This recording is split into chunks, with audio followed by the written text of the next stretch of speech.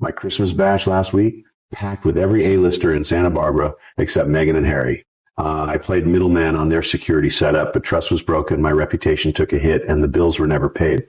I've been done with Harry ever since he tied the knot with her. In the heart of Santa Barbara's elite enclave, where the ocean breeze mixes with the scent of success and power, David Foster's annual Christmas bash has long reigned as the ultimate symbol of holiday indulgence. This year's spectacle, held just last week, was no exception. A sprawling, glittering affair saw Hollywood's brightest stars, from Oscar winners to chart-topping musicians, all converging under twinkling lights amid lavish decorations that screamed opulence. Laughter rippled through manicured gardens as champagne flowed, toasts were raised to fortunes made, and deals were quietly sealed behind velvet ropes. The night played out like a scene ripped from a blockbuster script. Yet amid this constellation of A-listers, two glaring absences sent shockwaves through the festivities: Prince Harry and Meghan Markle, not invited, not present, and, according to insiders, deliberately sidelined. This wasn't some careless slip on a guest list.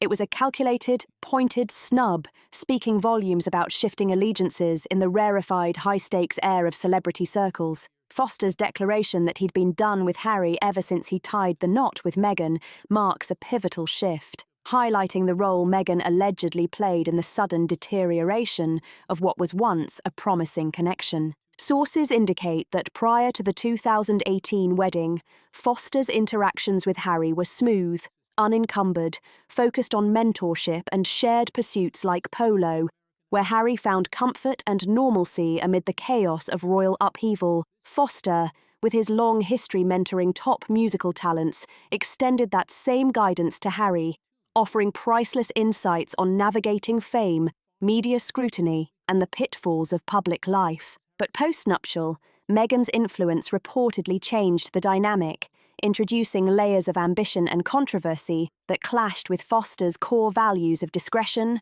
loyalty, and quiet diplomacy. Insiders describe a pattern where decisions that were once collaborative shifted to unilateral moves under the Sussex brand, prioritizing media spectacles, high-profile interviews, Netflix deals, docu-series, over the subtle, behind-the-scenes alliances Foster cherished in his Hollywood network. The turning point allegedly came in 2020, when Foster's assistance was sought, but, in his eyes, undervalued and mismanaged. What began as a modern fairy tale, a blend of royalty and celebrity, morphed into a flashpoint for division, alienating not just the British royals, but also key Hollywood patrons like Foster. Recent reports highlight Harry's absence from Foster's 75th birthday bash in November 2024, a glaring snub that stunned many, given their previously close father-son-like bond. Royal experts speculated that this absence foreshadowed deeper rifts. By Christmas 2025, the exclusion from Foster's star-studded holiday party confirmed the estrangement, with social media and video clips buzzing about security reportedly turning the couple away. All their names were simply erased from the guest list. Foster's growing disillusionment mirrors a broader sentiment in elite circles, where Hollywood insiders have reportedly grown weary of the couple's litigious approach, suing tabloids and networks, alongside a persistent victim narrative that has, according to whispers, worn thin. Foster's statement reverberated far and wide, amplified by a public hungry for royal-adjacent scandal. Insiders describe Foster as a man who typically chooses his words with precision, rarely engaging in public feuds. Yet in this case, his frustration was evident, painting a vivid picture of a benefactor scorned. The security setup he referenced harks back to the Sussexes' tumultuous transition from royal duties to private life in 2020, a period riddled with intense scrutiny, logistical nightmares, and constant media pressure. Foster, with his vast network and Canadian roots, stepped in as a facilitator, leveraging connections to ensure their safety amid those chaotic times. What began as a simple act of kindness gradually devolved into a quagmire of unmet obligations. His declaration shifts the narrative from speculation to direct accusation, one implicating not just professional lapses, but personal betrayals. Foster's remark that he's been done with Harry ever since he tied the knot with Meghan adds layers of intrigue, implying that Meghan's influence served as the catalyst for the downturn. In Hollywood, where relationships are currency, such admissions are rare, but when they emerge, they carry heavy weight, sparking questions. What exactly went wrong with the security arrangement? How did trust fracture? Why have financial obligations lingered unpaid? As this story unfolds, it becomes clear this is not merely about a missed invitation. It's about the unraveling of a once promising alliance, exposed under the harsh spotlight of unmet expectations. To grasp the full magnitude of this fallout, one must rewind to the origins of the relationship between David Foster and the Sussexes, a connection that blossomed from mutual acquaintances, shared aspirations, and intertwined social circles. It began innocuously through Foster's wife, Catherine McPhee, who shared school ties with Meghan in Los Angeles. McPhee, an accomplished actress and singer, often spoke warmly of the bond, describing Harry and Foster's dynamic as akin to father and son in interviews, painting a picture of genuine affection. Foster, a seasoned industry titan with 16 Grammy Awards to his name, saw in Harry a young man navigating uncharted waters, much like the artists he had guided over decades. Their paths converged meaningfully in late 2019,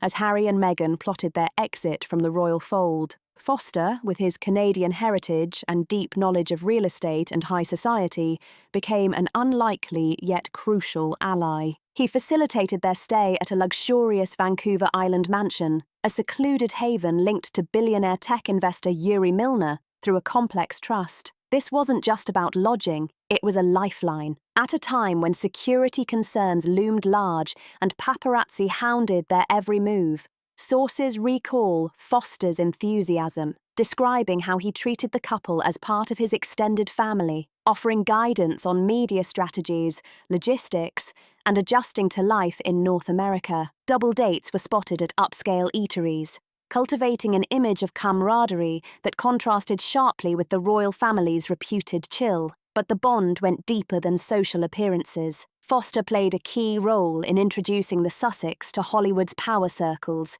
helping them establish credibility in a town notoriously wary of outsiders. He spoke publicly about his pride in assisting them, presenting himself as a paternal figure for Harry, who was grappling with estrangement from King Charles. Initially, optimism and goodwill mark this period, as Foster's network opened doors that might otherwise have remained closed. Yet, as the couple's ambitions expanded, Netflix deals, philanthropy, public appearances, the dynamic shifted, and what began as mentorship gradually felt like obligation. At the heart of Foster's grievances lies the security setup, a tangled arrangement that forced him into the role of intermediary during one of the Sussexes' most vulnerable periods. When Harry and Meghan stepped back from royal duties in January 2020, the sudden withdrawal of publicly funded protection created a vacuum of uncertainty. Foster stepped in, leveraging his connections in Canada and the US to secure high-level, discreet protection for the couple and their young son, Archie. This was no casual favour. It involved negotiating contracts, vetting personnel,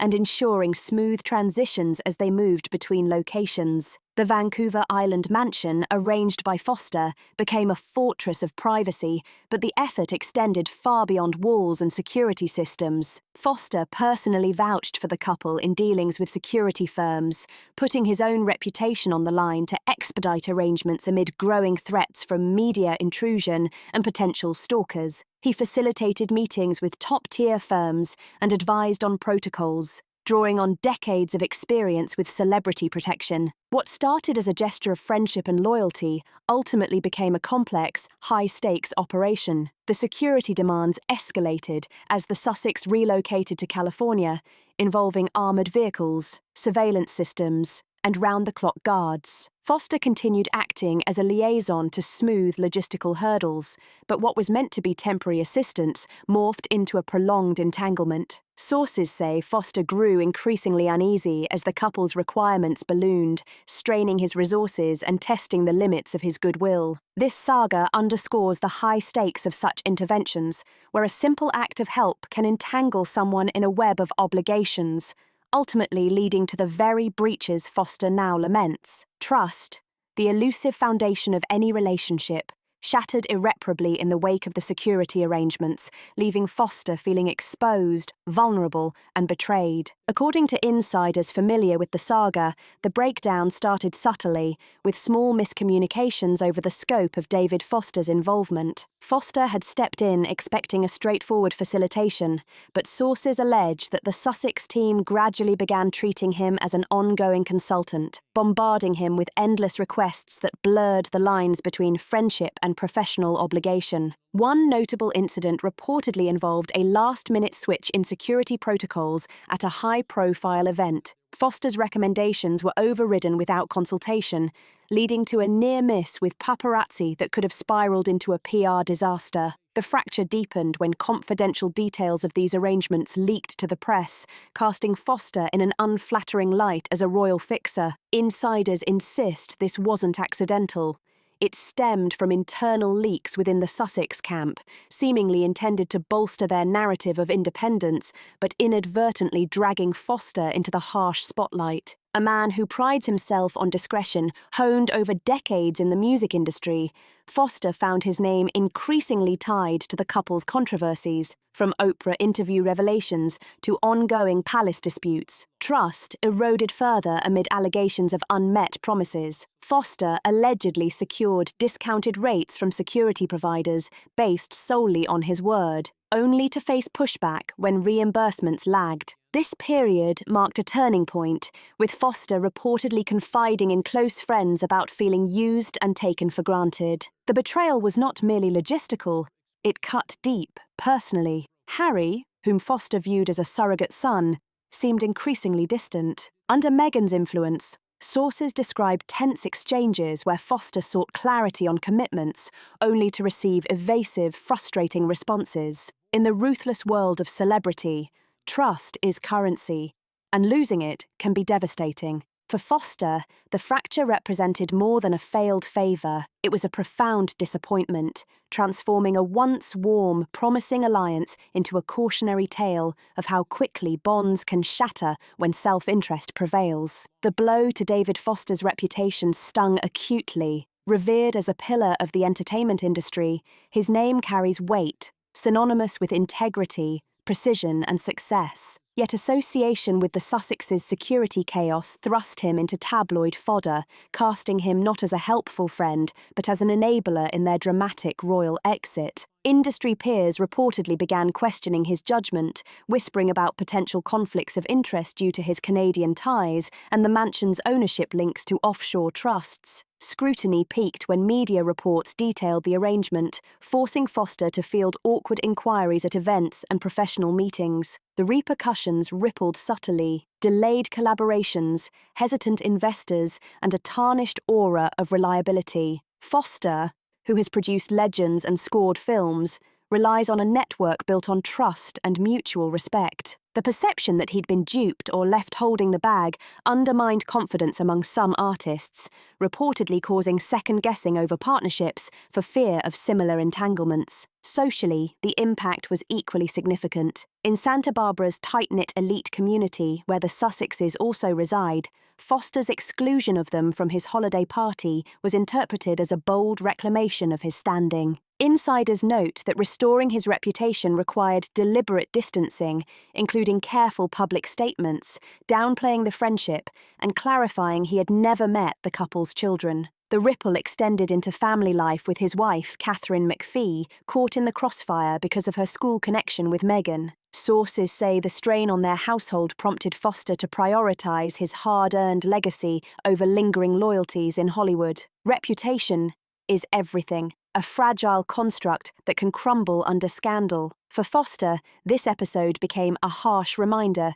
fueling his resolve to sever ties and protect what he built over a lifetime. The party snub, in this context, wasn't petty. It was strategic, signalling independence and reclaiming authority over trust that had been squandered. Then there are the bills. The unpaid financial obligations Foster cites as the final nail in the coffin of their relationship, a lingering shadow refusing to dissipate across Montecito's sun-drenched hills. Sources allege that during the frantic days of the early 2020 security setup, Foster did more than act as a middleman. He advanced significant costs personally and guaranteed payments to elite providers to keep operations afloat. This wasn't pocket change. It included hefty fees for private guards trained in counter-surveillance, state-of-the-art equipment like encrypted communications, perimeter monitoring systems, and comprehensive logistical support spanning their Vancouver Island hideaway and the chaotic initial weeks in California.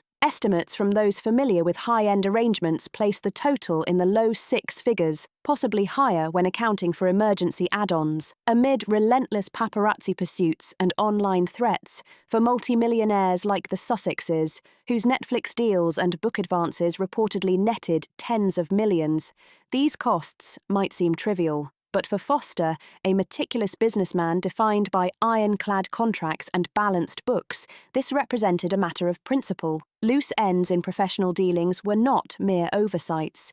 They were affronts to his integrity. The ledger lingered far longer than anticipated, turning a minor administrative hiccup into a festering wound that poisoned their once promising camaraderie. Discreet reminders, emails, calls, subtle mentions in rare social encounters were met with silence or vague assurances amid the couple's whirlwind international relocations, legal battles against tabloids, and the launch of their Archewell Foundation. Insiders depict Foster's mounting frustration as he watched invoices pile up like unanswered questions, each one a reminder of misplaced trust. His irritation only intensified as the Sussexes flaunted wealth publicly, a $14 million Montecito estate with olive groves and ocean views, multi-million-dollar streaming deals, and globe-trotting appearances at events like the Invictus Games. Foster allegedly wondered privately why repayment was perpetually delayed when resources appeared so abundant. Hollywood whispers suggest this was not an isolated lapse, but part of a broader fiscal pattern. Rumours of delayed charity filings, extravagant living exceeding income, and unresolved debts from Harry's UK court cases over security, where substantial legal fees were owed, further fueled resentment. This financial friction rippled through elite Santa Barbara networks, where word travels faster than coastal fog, amplifying tales of other benefactors feeling similarly shortchanged. Foster, a shrewd operator who navigated the cutthroat music industry for decades while amassing wealth through savvy investments, viewed the ordeal not as a mere financial slight, but as a blatant breach of etiquette. Bordering on contractual violation, it eroded goodwill, turning what could have been a minor reimbursement into a symbol of deeper, more insidious issues, a perceived sense of entitlement or cavalier disregard for personal favours that smoothed their path from royal exile to American reinvention. Sources claim multiple attempts at amicable resolution failed spectacularly, with initial promises giving way to evasive communications and eventual radio silence, widening the rift into an unbridgeable chasm. In the end, Foster had little choice but to absorb the cost himself, dipping into his own reserves to settle with providers and preserve his sterling reputation among them. But the resentment festered like an untreated injury, bubbling just beneath the surface, ultimately influencing Foster's firm decision to bar the Sussexes from his inner sanctum, including that glittering Christmas bash. This episode lays bare the practical underbelly of celebrity friendships, where beneath the glossy veneer of mutual admiration and shared spotlights, money remains the ultimate arbiter, cold, calculable, and utterly unforgiving. For Foster, settling the score wasn't about recouping dollars. It was about closing a painful chapter, vowing to accrue no further debts, financial or emotional, in the unpredictable ledger of high society alliances. The Christmas exclusion then serves as a vivid microcosm of the Sussexes' growing isolation, joining a long list of former allies.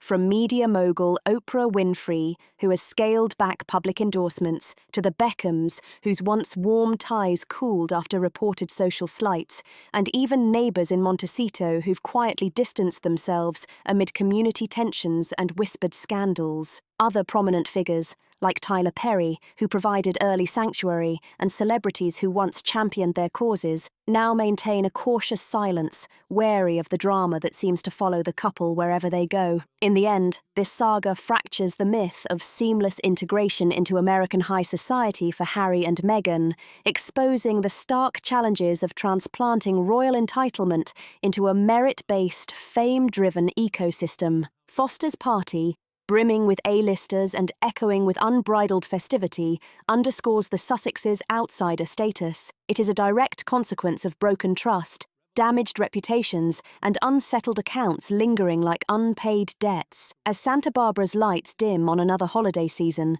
the question hangs in the air more urgently than ever. Can the Sussex rebuild their network, perhaps by mending fences or pivoting to new ventures, or will more doors continue to slam shut in the face of mounting skepticism, particularly from Foster and his Hollywood peers? The chapter is unequivocally closed, a hard-earned lesson in the perils of extending a hand too far to those who might not fully grasp its value. The royal love story, once promising and brimming with potential, now faces the harsh glare of Hollywood's unforgiving gaze, where invitations are earned through consistent reciprocity, not assumed by title, past favours, or fleeting social capital alone. If you found this insight into the tangled world of celebrity alliances and royal controversies fascinating, don't forget to like, subscribe, share, and comment. Your thoughts on this saga could start the conversation on how power, loyalty, and money collide behind the velvet ropes.